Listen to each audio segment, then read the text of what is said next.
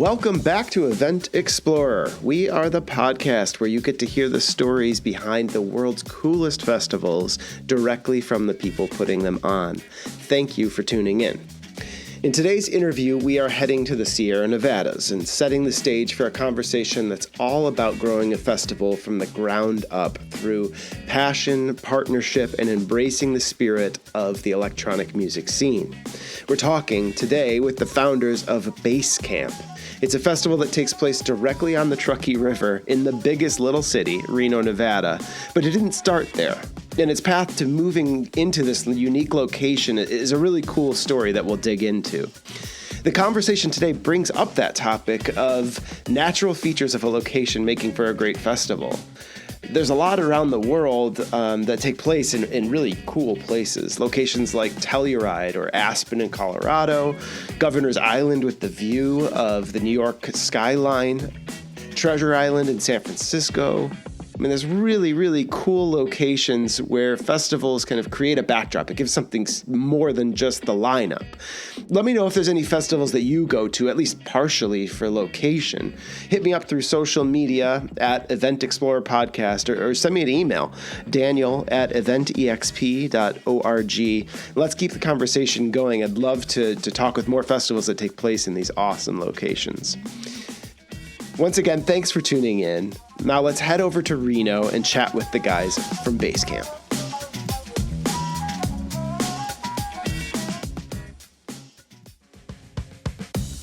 In today's interview, we are turning up the volume and setting the stage for a conversation that's all about beats, creativity, and community. We're delving into the world of electronic music festivals with a focus on an event that's not just a gathering, but a vibrant celebration under the neon lights of Reno, Nevada. It is Basecamp. With us are the masterminds behind this electrifying extravaganza, Paul Reeder and Nick Rogers. They're entrepreneurs with distinct, prolific paths in the entertainment and media industries, and together they're sculpting Basecamp into an iconic destination for festival goers. It's not just about the music, it's about building an experience that resonates deeply with the soul of the community and the spirit of the attendees. So let's get the inside scoop on what makes a festival truly unforgettable as we welcome Paul and Nick. Thank you guys for being here. Thanks for having us. Appreciate it. Yeah, pleasure to be here. I'd like to give the listeners a bit more info on your backdrop. Paul, if you don't mind kicking us off, I know there's a long story here with a lot of awesome details, but what drew you to Basecamp? I know there's touches on electronic music, there's touches on entertainment. Where did it start and how did it get here? Started in my college days, so I've always been a fan of electronic music. I've been listening to electronic music, and I got to tell you, the new generation today thinks they invented it. They didn't. It's been 30 years since electronic music has been in our lives. I just happened to hang on to it at a very long time ago in its inception. I mean, we're talking way back with DJs like Paul Oakenfold and Benny Benassi and Tiesto back in the day. But gosh, Paul's been around for 30 plus years. But I got my start in college, booking DJs, booking shows, working with the university's student council for entertainment. Ended up graduating from college and getting a job working for Caesars in their entertainment department, became their primary talent buyer, worked my way up through that company, started at the property level in Lake Tahoe, which is right next to Reno, and that's the Reno connection. And left the company as vice president of entertainment for the corporate office. So I had all the Caesars properties reporting up to my office, and we did all the talent buying for Caesars Palace, Caesars Tahoe, Atlantic City. We're doing multi-property deals with our other brands like Bally's and Paris and Grand and Flamingo.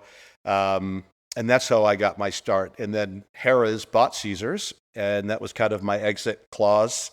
And I started my own company. And in that process, had a television show with the local TV station. And I met Nick Rogers, who was the producer of my segment.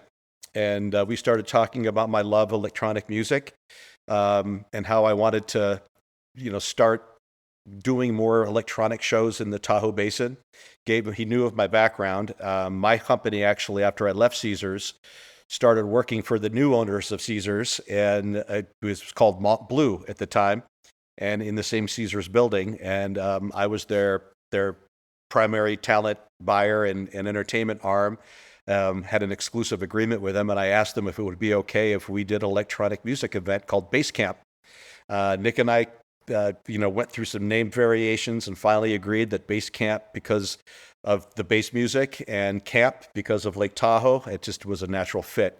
And if I'm getting any of this wrong, Nick, feel free to chime in. But I think you're pretty spot on everything so far. I'm covering it pretty good. But leading up to Basecamp, one of the step outs from the norms of Caesars when I was with Caesars was I asked to bring in electronic DJs. I wanted to do a Paul Oakenfold show at Caesars. He'd never played a casino before. And it took a lot of pressuring because, at the time, in Paul Oakenfold's mind, that's where artists went to die, in the casinos. But I had to explain to management that it was a very hit market. It's a ski snowboard market. And please do this event. And they agreed to it. And we ended up selling it out. And because of that, started a great relationship with Paul. He ended up coming back a couple more times to the market. And then we started a relationship with Tiesto. And it was one of his first casino gigs before the residencies in Vegas. I've seen a trend came here and sold it out. That you may have had some influence on changing an entire industry of Vegas entertainment here with these early contracts. There might be something there. There might be something there, but I think the writing was on the wall when they saw that, especially in the wintertime, the clientele that was coming to the Tahoe market was very recreational oriented, and they were focused on skiing and snowboarding. And the traditional shows with Don Rickles and Phyllis Diller, and people weren't attending because they just weren't interested in that type of entertainment. So we needed to hip it up, and we did that through electronic music, younger comedians, and we just that was our MO. And I got to tell you, the old Caesars regime would probably be rolling in their graves if they thought that a electronic DJ was going to headline in the Circus Maximus showroom at Caesars Tahoe. But we did it, and we sold it out. And then after I met Nick, I told him that the success that we had. We did a couple other shows with like Porter Robinson back in the day, and Audion, and some other DJs. And Nick was on board to help me. And basically, we both kind of volunteered our time. We didn't expect to make any money. Nick was on board. He was still working for the TV station. He was so passionate about the industry and the music. And, I'll let him chime in from there just about his involvement. But Nick and I partnered up immediately on the first Basecamp festival. And this is about 10 years ago, you said? We were talking before? This was 11. 2013, 11 years. Mm-hmm. It'll be 11 years this July. And Nick, I'm looking at you here. You're not, you may be a few years the junior of Paul. So how young were you when you first got into electronic music here and started throwing these shows? Well, I think I got into the genre right before I moved to Lake Tahoe, which was 2009, end of 2009, 2010, and going to festivals, just loving the music because of the vibe and the energy. And I had been into the music scene all through growing up. In high school, I was the hardcore and metal kid and went to all the shows. And there was a group that, blended the two. And I just fell in love with like synths and bass and sounds. And that's how I grew for the love. I taught myself how to DJ because the clubs were just playing top 40. And I was just like, there's so much more. There's so much better. Like, we can do better. And that was kind of my drive to push Paul into this brand and building something out of it because I knew there was a need in the market. Fantastic. And then do you have a kind of technical background too? You understood or a production background as well, how to put together a show. Where did you kind of cut your chop? Yeah, so I worked in production my whole life, pretty much. I went to film school. I worked in commercials, TV shows, all sorts of live producing, technical directing. And then events just kind of came natural from that. Obviously, there were some bumps and some mentoring that I've had through the process, but It's been a life-changing experience for sure. Taking from, you know, technical directing, producing is not an easy or rewarding job, really, for the most part. And be able to turn those skills into major music productions with thousands of people attending, and it's crazy to see it. Yeah, you've happen. accomplished a lot. So these first years, Paul, they were they were under the kind of guise of Caesars, or you guys had partnered Basecamp there. So this wasn't. Did you have a festival site, or were these in kind of established? These were in established venues at first. So the first Basecamp in 2013 took place at Montbleu, which was they were the new owners of Caesars. Caesars got bought by Harrah's, and they had a monopoly in the State Line area up in Lake Tahoe. So they needed to sell one of the properties, either Harvey's, Harrah's, or Caesars, and they decided to sell Caesars. And they happened to sell it to a friend of mine who bought it, and he had the trust, faith, and confidence in me to kind of lead the entertainment product for Montbleu. And I went to him with this idea of doing an all-day electronic dance music festival. He was not into it, but Nick and I sure would, and we ended up taking the risk on it. And the first year we sold out, and it was, that was pretty much unheard of. But we bought right. Props to Steve Gordon and Kevin Gimbel, who at the time were Circle Talent, that really liked the name. They had an interest in Lake Tahoe, and they helped us put together this lineup. It was Excision, which at the time was arguably one of the top dubstep DJs. Now he is the top dubstep DJ in the world, but he was just coming up in the ranks. Dubstep was getting real popular in the United States, and he had a huge following. Adventure Club had a hit out, and they were the direct support. Seven Lions, which was a huge, still is a very huge name in electronic music. But these guys were still young in the industry, and probably their first festival plays. We saw the upswing in their careers. But we put together this big lineup with others from San Francisco as well, the M Machine, and just now some Eric locals. Latrell. Excellent. Exactly. Yeah, and we ended up 5,500 was the cap. We ended up selling it out year one. And Lake Tahoe, I imagine you're pulling some local people, but there's a lot of travelers there too. But that's a big audience, even for the region, and especially there's people just coming to ski or just to take advantage of the natural surroundings. This is a new type of draw for Lake Tahoe that you're creating with that. It was, and we were really surprised actually about where these kids were coming from, and a lot came from Reno. That kind of gave us some, some forward motion to really go into that market as well. But Sacramento, San Francisco, San Jose, they came from all over for this festival, which was great. That was where I wanted to go next. Is you were in a pretty well built up spot. You might not have even had to make bathrooms or hire catering that first year. The casino kind of provided a lot of that, I would guess. And then you took the risk and moved it to Reno. How did that? And I don't know if that was the first year. How did that process happen to now you're in an amazing spot in downtown Reno, but you started in Lake Tahoe. So there's been a nomadic almost, or at least a shift in the location. That's kind of the story of Basecamp, really, is our home jumping. It's tough up here. It was tough in Tahoe. If you weren't in a casino property, you probably weren't getting permit to do these things, just because of the nature of being Tahoe and being very preserved of their nature and their parks and stuff. And there weren't huge spaces just open for the taking there. Yeah. We wanted to grow the event as well. So after year one, we ended up moving it to Tahoe Regional Park, which was on the North Shore, North Tahoe Regional Park, which is in an all grass field. It was gorgeous, probably our prettiest site to date. But it gave us the opportunity to expand it.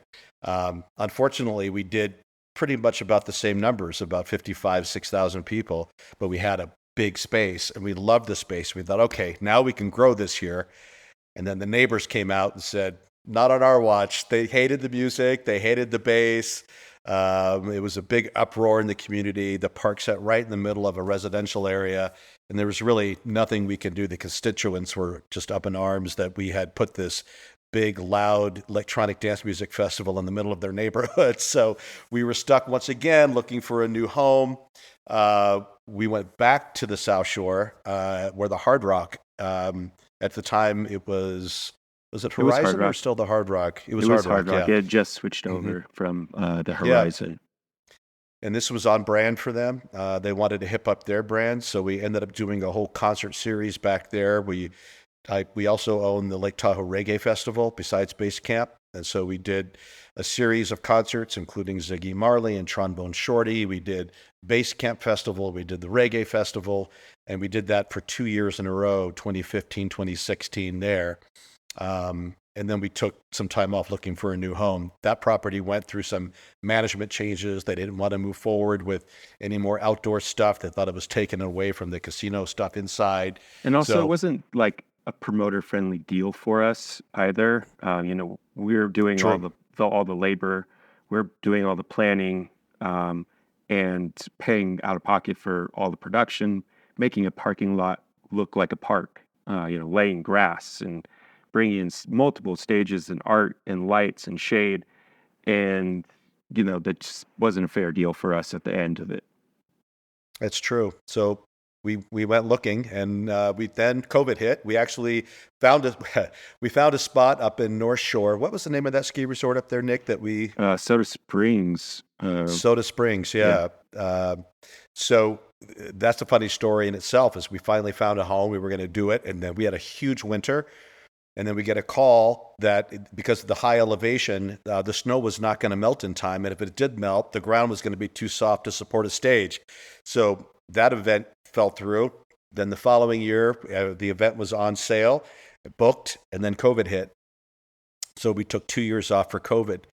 And then we came back to Reno.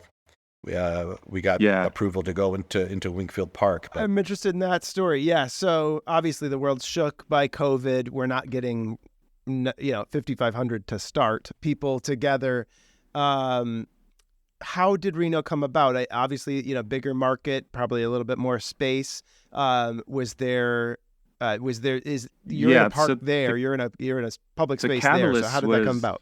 The catalyst is me moving to Reno. There you go. That helps. Yeah. So we do shows year round, and most of our indoor stuff was down in Reno at a handful of venues. So, I was down there pretty much every other weekend, if not more. And I decided to be smart for me to move down there. So that was kind of the catalyst of us doing that. And in that time, that was me noticing all these parks and these open spaces and meeting people and understanding how the city works and get the events team at the city they've been great. By the way, they've been great partners, absolute great partners. This is what I'm interested. You're contributing to remake Reno. There's obviously not just you, but I've heard this an upcoming restaurant scene, this great new kind of nightlife scene. And kind of new culture, a younger generation taking over. There is, and you're a big part of that. And that's a conscious decision by Reno, and they've been working with you on that to make sure that you guys are a success there. Yeah, they are absolutely. The mayor here is very proactive on events and really wants to support the arts. So under her leadership, the city kind of tools up to be partners with people like us, and we do a good job, so they don't have too many complaints when our post reviews come in, and they're happy to work with us, and I'm happy. We're happy to work with them too. It's really been a really great partnership. It was a tough decision though to move the event out of Tahoe, because that was kind of the beginning and the genesis of the brand was Tahoe and camping and base and the whole thing, but Wingfield Park is so beautiful, and it sits right on the Truckee River, and the river kind of splits into two and goes around this. It creates an island, and on that island is where we have our festival. And the only way to get to the island is on these two bridges, walk bridges. And so one bridge is general admission, the other bridge is VIP entrance, and we create this incredible festival experience with swimming and relaxation. And it's all on grass. It's just Plenty of absolutely trees. plenty of trees for shade. People really, I mean, after last year, people were so hyped, and we were concerned just how people would feel about us moving the event to Reno. But I can't see us doing it anywhere else besides Reno. So moving you've forward. you've had to redefine the event a little bit from what it initially was. How do you describe it now to people that aren't familiar with it? It's a music event on the river. It's on the Truckee River, and we actually use the river in all of our marketing. We use the park and the grass in all of our marketing, and it's just a gorgeous setting. I mean, where else can you sit in a river on an inner tube, or on a beach blanket and listen to electronic music, or get right in the pit and become dancing all night under the stars of the Sierra Nevadas, and you have the mountains around you full of snow still, so it's gorgeous. You can literally float into our festival. You can pick up your wristbands the day before or the couple days before, get it on, and then float down the Truckee River into the festival. You have a gate on the river that people can. We have security. We have they just security, show- yeah, for sure. They just show their wristband as they're floating. Wow. Yeah. All right, that's unique. I don't know if there's the same the same offering from other festivals around the country.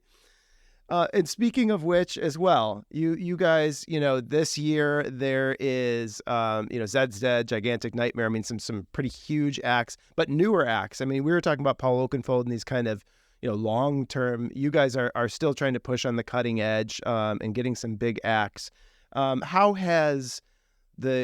have you continued to advance the curation of music? How do you kind of stay with your finger on the pulse in order to provide the type of artists that are going to continue to be that draw? Obviously, location's great, but you guys have to deliver music. Yeah. I mean, Nick and I work as a team. I mean, I tap into him, he taps into me. We definitely work in tandem with each other to try to curate the best possible outcome. Obviously, ticket sellers, people that are still relevant, people that have history, people that have not been overexposed in the market or in the region. If we have an artist that plays San Francisco or Sacramento all the time, we probably will pass. We want to create, especially like this Gigantic Nightmare. It's Big Gigantic and Nightmare together. I think that only happens like 3 or 4 times a year around the country. So that was, kind of the deciding factor for that. And then Zed's Dead hasn't been with us since 2017, Nick? No, I think it was 2015.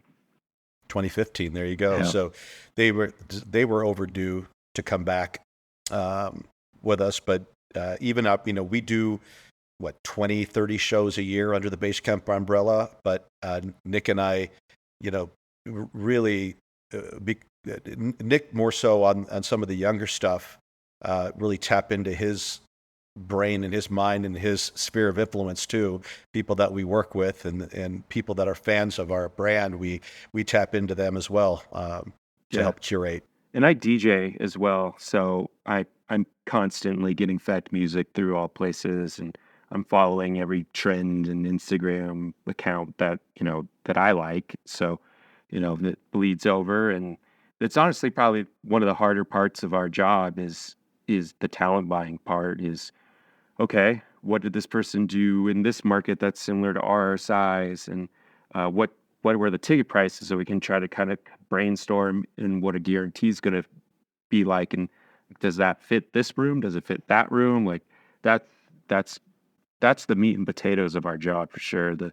I think at this point, kind of all of our outside vendors and partners that we work with on our bigger outdoor stuff is kind of falling into place and kind of a step and repeat almost at this point. So the stuff that we got to keep current on is the talent and the talent buying.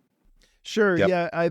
As I talk to more festival producers, you want to keep, there's a sense of keeping tradition, right? of these music festivals. And I think that has to do with food. I think that has to do with vendors. You know, I bought this thing last year. I'm going to buy a similar thing this year. I can't wait to see the same people again. It's almost like, you know, this festival family for these people that these are the big moments of their year.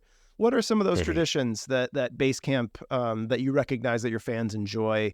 Obviously the outdoor activities, even those, I know you were talking about swimming. Are there other activities kind of associated with that? Are there certain foods that people come for? Well, I think this year, especially the repeat business, the recreation, the ability to go all night in Reno. There's no curfew in Nevada, so just like Vegas, Reno, we can party all night, and the festival is walking distance to all the major nightclubs and all the major casinos. So whatever they want to do, the after parties are all walking distance. Right, Nick? So would you agree that that's probably one of the deciding factors is the party doesn't stop at 11 o'clock when we have to shut down the festival. It continues. Yeah. We curate and we curate after parties. We curate pre-parties. Last year we had a total of 11 shows in 3 days. Right. This is in addition or with Basecamp that with the festival, yeah. And that's outside of the festival grounds. I think that's something that people may have to wrap their head around. I went to an electronic music festival in San Francisco last year, and there were great acts. I wasn't from San Francisco. They were listed on, you know, Warehouse X or Club Z in the Tenderloin, or you had to go to Oakland. You know, I was completely disconnected. I wanted to see more music, but I couldn't figure it out. And I think that's a huge proponent for people to make the truck out there. Beautiful spot during the day. You relax. You don't tire yourself out. You're rejuvenating as you're elating. You know, but then you can keep going. So are they venues that you partner with that host these after parties throughout the city? Yep. Yeah. It's people that we do shows with year round, from a 200-person club to. You know, last year we had 1,000 club, up to 1,000. Very cool, very cool. Okay, so I'm interested in your thoughts about kind of this. I know you guys kind of talk about that it's a regional thing, that you know you're not getting 100,000 people in, but you are growing and growing. But you're bringing something to your local community that there's a big appetite for. And now I think people are even starting, you know, whether they know somebody in Reno or not, they're starting. There's a great hospitality sector in Reno. You can take in a lot of people. So the sky's the limit as far as bandwidth.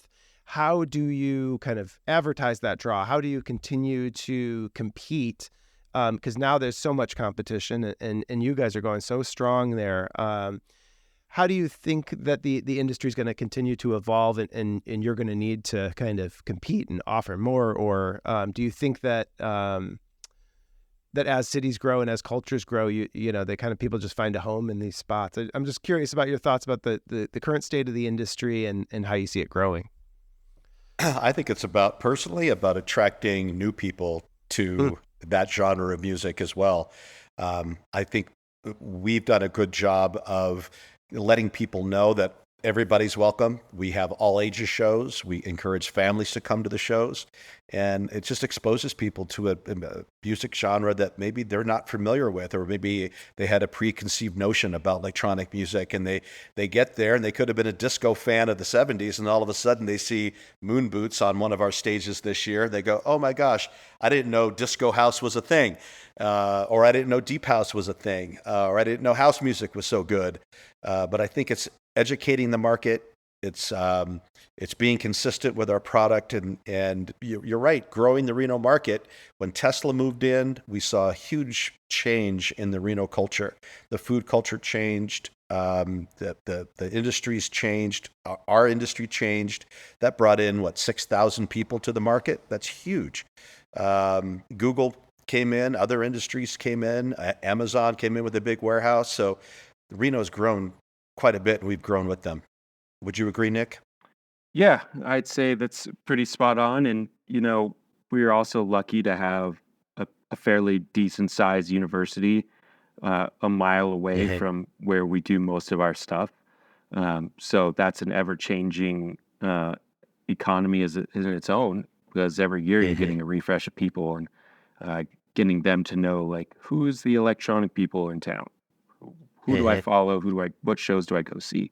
And as you know, every year we see a growth in our attendance with those people coming in. Yeah, that's a good point. Yeah, the college kids really resonate with the music and the brand. Excellent, excellent. Well, as you continue to to grow, I wish you guys so much success. I am now enticed myself to make my way out to Reno. I've been to the Tahoe area, and I came down to leave through the Reno airport, and I was really surprised that it really is a beautiful city with a lot to offer. Nick, I know you kind of never intended maybe to live in Reno, and now it's a pretty good life, I would say. It's a pretty cool place to live, and I think these advancements totally. I love living in Reno. Like, living in Tahoe is cool, but like it's very limited on your anything that you need. Down in Reno, it's a full city. There's so much more, and then when you go to Tahoe, it's so easy to get there, and you don't have to worry about all the Tahoe things that it comes with. Cool. Yeah, cool. And you were talking about other reasons why people come to Reno, and that's to go to Tahoe. So if you're coming to the festival, you'll have time to go to the lake and take a swim. We're 30 minutes away. I mean, from Reno to the North Shore of Tahoe is about a 30-minute drive. So it's very accessible, very doable to do hikes during the day, before the festival starts in the mornings. But there's a lot of recreation to be had during that whole weekend experience. Can you, just as we start to wrap up, I just have a couple kind of quick questions. What is that moment every year during the festival that you personally enjoy? Is it when the headliner hits the stage and you see the crowd react, or when you get in a bite to eat? What personally keeps you, thrilling you every year? Yeah, I'd say, once everything's kind of open and filled, and you're just kind of like, all the hard work is done. Maybe there's a couple little fires here and there, but for the most part, you're done. You're watching your product that you built in motion, and you're seeing everyone having such a good time, and your eyes just go crazy, and it's cool. It's magical, and that's why I love it. Yeah, I would mirror that. Just watching the culture and watching the people that are there having such a great time, the way they dress, the way they dance, the way they smile, and capturing that as well. I love, working with our video and photographing team and capturing those moments and being able to give that back to the people that were at the festival by creating great reels. But for me, I just love watching the reaction on people's faces and hearing the stories afterwards as well. When our socials blow up and we get the kudos from the attendees and they can't wait for next year, that's what we love to hear, and that's what keeps us going. Nice. And building these traditions and these great moments and you get to see them through capturing is really cool.